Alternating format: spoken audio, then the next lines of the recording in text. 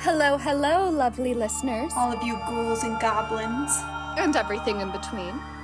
Welcome to Across the Veil with Zelda. And Emma. Hi, Zelda. We're back. Hi. Hi, Emma. I'm very excited for your episode this week. I'm excited too. New Orleans, baby. New Orleans? New Orleans? Nolans. There's so many different ways to say it, and most of them are probably wrong. Literally, when I first came here, I got so nervous to say the word, like the city, New Orleans, because I just never knew what was the correct way to say it. I was like, New Orleans, Nolans. Always finding a way to embarrass myself, basically. So, yeah, I'm in New Orleans, as we've said before. Zelda also used to live in New Orleans. I did. Oh, I see. I keep going back and forth between the You sayings. do? No, you really do. So it's almost impossible. I think my favorite part about living in New Orleans, since I did used to live there, as Emma has pointed out, is there's 80 different ways to pronounce everything. Oh, yeah. My favorite, we were in an Uber on our way to dinner once, and we were driving down Burgundy Street. Spelled Burgundy, but Burgundy Street. And the Uber driver said, yeah, in New Orleans, we drive down Burgundy and we drink Burgundy. And that's kind of exactly the New Orleans vibe that I love. It really is. It really is.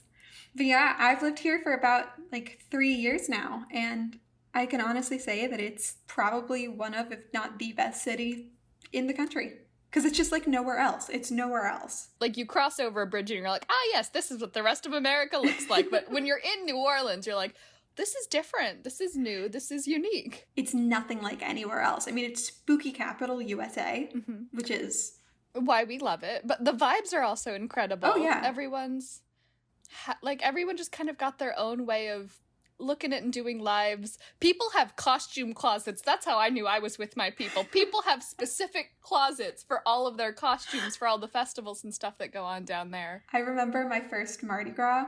It was during carnival season, so it wasn't officially the Mardi Gras week yet, but there was one parade that I went to, and it really solidified a little bit of New Orleans culture for me, because there was one woman who was walking down in the parade, and she was clearly just wasted, as everybody is. Everyone during carnival season is just gone.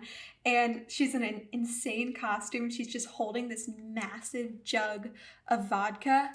And she turns to me and she's like, "You want a shot?" And I was like, no, not really. I'm already pretty drunk. And she was like, take the shot. So I was like, okay. And I just held my mouth open, and she just pours vodka all over me. And it is in my eyes, in my mouth, on my sparkly tube top that is required for girls to wear. And that's just, your friendly neighborhood drunk lady in New Orleans. It really is. I was like, this is it. You've made it. You're here now. Yeah. And also, let's not forget another part of New Orleans that's amazing, which is the open container laws. Open container laws. Oh, I'm going to get in trouble for the rest of my life, because I'm like, wait, what do you mean this is illegal? What do you mean I can't roll up to a drive-through daiquiri shack at 11 in the morning with my friends, order 2 32-ounce daiquiris with extra shots of Everclear, and then pack up my house? I can't do that anywhere else in the world, but that was a very good New Orleans send-off. It was. It is how we celebrated Zelda sadly leaving this great city. Another one of our celebrations for me moving, which is also very New Orleans, was a bottle of Dom Perignon champagne in a graveyard. And we just kind of chilled with the graveyard people. We just chilled with the dead people. We made up stories about them. And it was a great time. I highly suggest it. Have champagne in a graveyard. Gotta do it. Keep it classy, though. Keep it classy. Oh, yeah. Stay classy, folks. Don't drink in a graveyard like frat house drink in a graveyard. Drink in a graveyard like you're toasting to the ghostins. Toasting to the ghostins. Ghost toast. Ghost toast. But as we're going to cover today, there's a lot more than ghosts in New Orleans. Keeping with our cryptid theme, though, as I said last week, I'm going for a little monster guy. Not the Rougarou, who's also dope as hell, but my boy, the Grunch. Not the Grinch, once again, people. He is not the Grinch. He is very far from it. Although he might be green-ish, maybe, but I'll get into that. All right. Are you ready to hear about... I'm ready for the Grunch. I'm so ready for the Grunch. Is he going to ruin Arbor Day? If he had his way, he would ruin every holiday, I think. But here is the Grunch, which also actually, side note, is probably Grunch's. There's more than one? If what I've read is correct, there has gone from one or two to many. There's bunches of Grunches! Oh my god.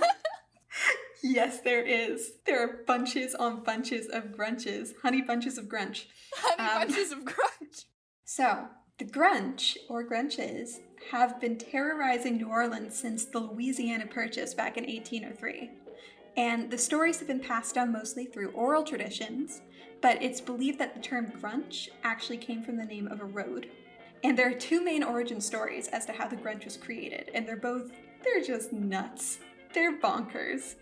One is a cult of potentially satanic or inbred outcasts, and the other one are the severed testicles of a demon. So let's start with the testicles. Yeah, obviously, you always start with the testicles. And then hold on to your dicks, we're starting with the testicles. Oh god.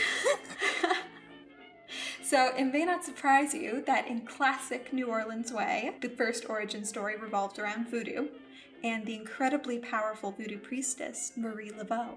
Ooh, I love her. I love Yeah. her. She's great. I've seen her grave many times. But this tale also weaves into another tale about her, which has to do with the devil baby, but whole other thing on its own. So, it's said that Marie Laveau castrated the devil baby when he was born to stop him from creating more of his kind. And when his bloody testicles dropped from her hands and hit the floor, they turned into a male and a female Grunch. The second that they were fully formed, the Grunches attacked the great voodoo queen, biting and scratching and beating at her ferociously, almost till the point of death, till she was knocked unconscious. When she awoke, the devil baby and the Grunches were gone, escaping into the night. And I would assume that they ended up on Grunch Road, though it is not specified. Oh my god. First of all, castrating children is always a lovely, lovely way to start off a local legend. He's a devil baby, man. Gotta chop it off. Why don't you just kill the baby? In theory, if you can chop its testicles off, the baby can be harmed. Just kill the thing. You make a great point. I have no rebuttal. I'm just saying. I know you're it wasn't right. you. It feels like I'm attacking you for not doing such, and I know you're not voodoo priestess Marie Laveau. I'm just saying. I am nowhere near her. I'm just trying to picture anything but child testicles right now. Right now, you gotta keep the testicles in mind. Until I give you the second story. Deal, go. The second origin story is a little bit less folkloric and sort of legendy, and honestly I find it a little bit sad in a sense, or one half of it. It splits off into two different versions.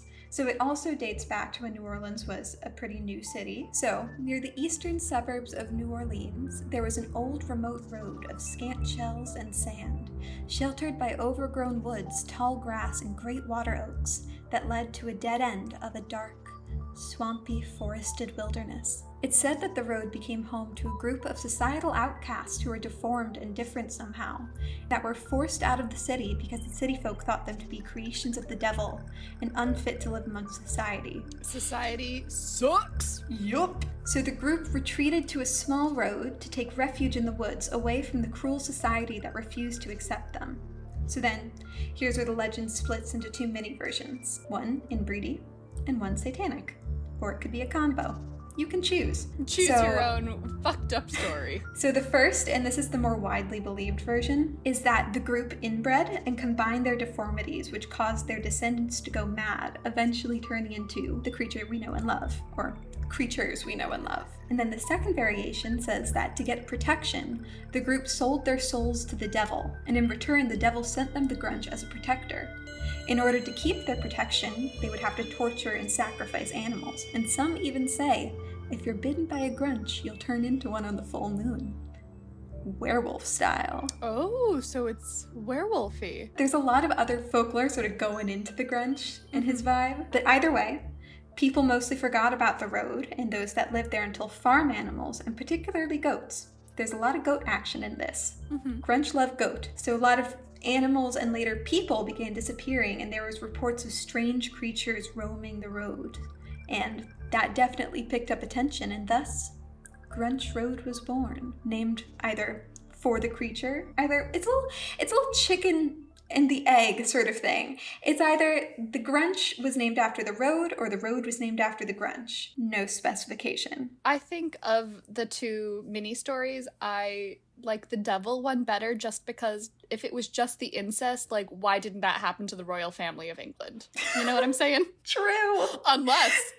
Unless a new conspiracy. A new conspiracy. We're doing conspiracies on conspiracies, ladies. I'm definitely a big fan of the devil one, but can't ever get the testicles out of my head.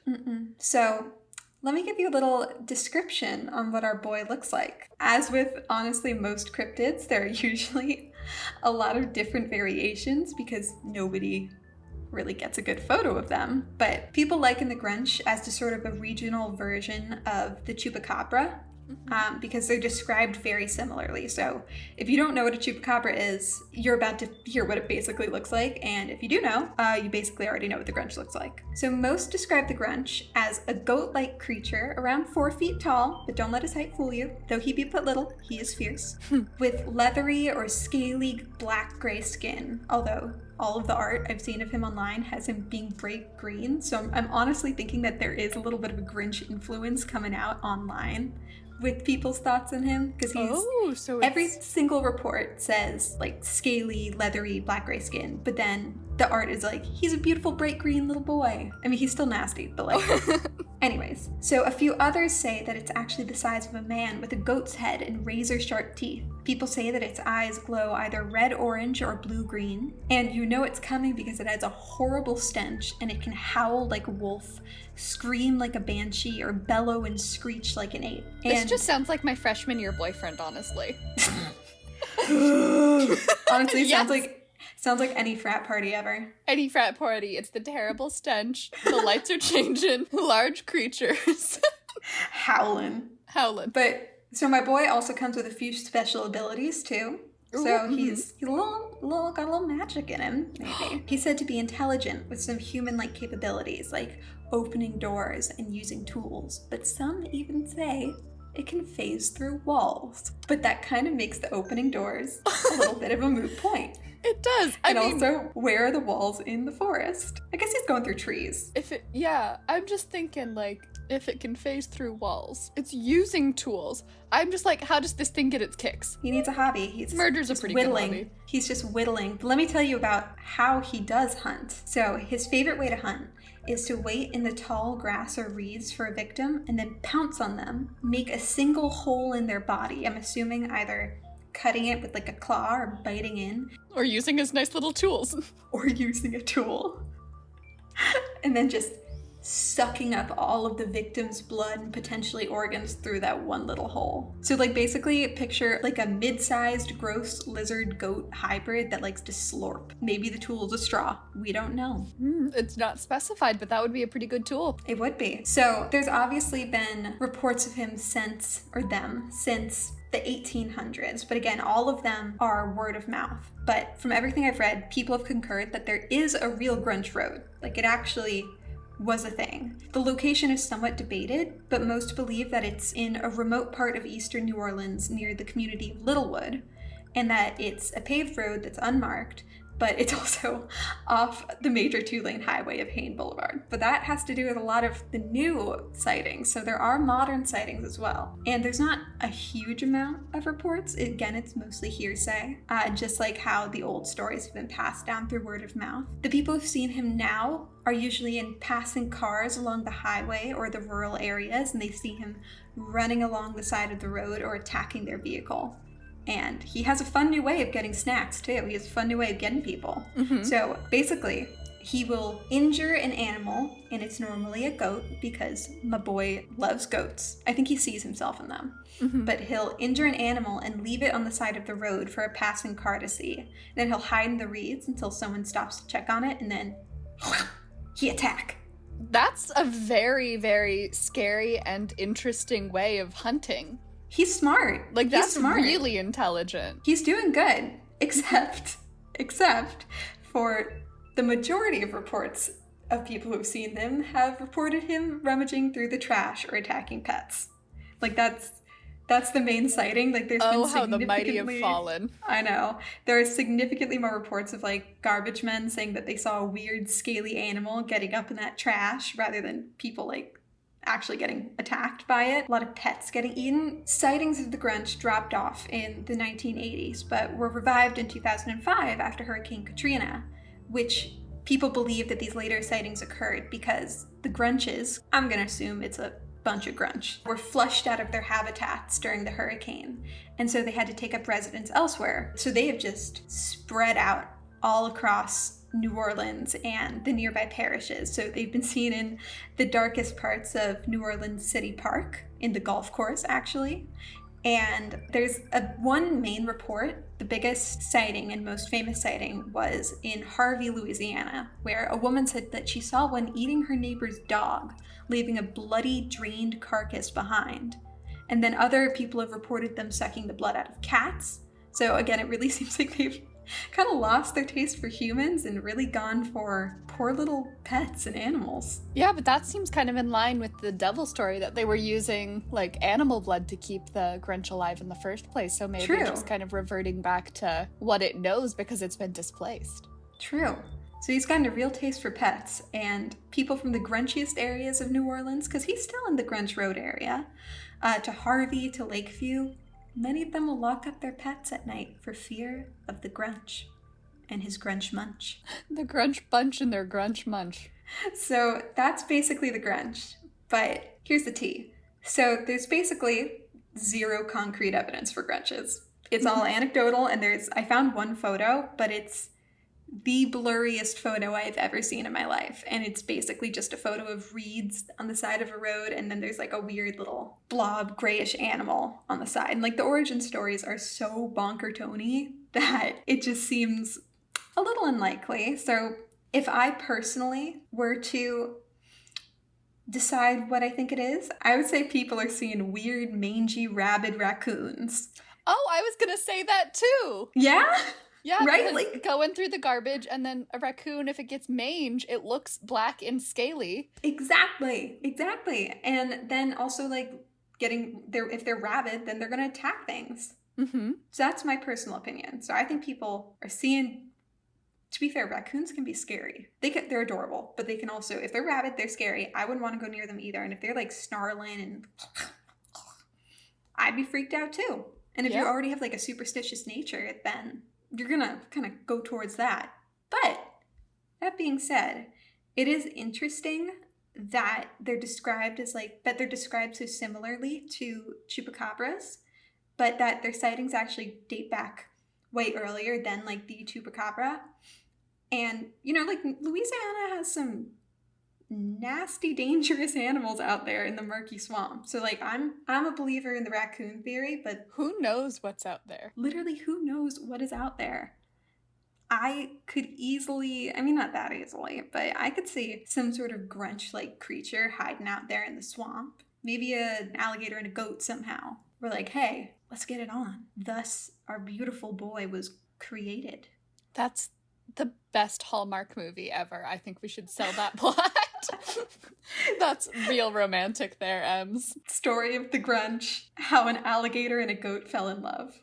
What I think's really fascinating about them is that they seem to take, little bits and pieces from other things. So like the turning during a full moon, very werewolf, the sucking out all the blood and organs is very vampire. Mm-hmm. And obviously the description is very, chupacabra kind of goat weird thing. Mm-hmm. So just kind of interesting how it's a amalgamation of all of those. Yeah, it's definitely an amalgamation of like a lot of things that people are really scared of. Mm-hmm. Honestly, I'm more scared of the cockroaches that are here. Yeah, no, they're so big. They're everywhere. Unafraid. They have no fear, and they will come for you at night. But yeah, they're an Grunchi, they're funny little guys. I'm interested in the why it's green in pictures and not descriptions. I really think it's the Grinch. You just think people are like, yeah, sure. I think that they read the descriptions, and like in all the not photos, but art, they always have like the spiky quills, and they're like snarly and stuff. They They look like they have the Grinch fur. It looks like, I mean, maybe he killed the Grinch and he decided to wear it as a pelt. He's intelligent. He has tools. Or they're long-distant cousins. We don't know how the Grinch got born. We don't. What's the Grinch's origin story? You're a mean one, Mr. Grunch. You're really something, something. I don't know the words. That song is so mean to the Grinch. It just, like, if you ever look up the lyrics to that song, it just reams him. It reams him. I wouldn't touch him with 10-foot pole. Although, Corona times.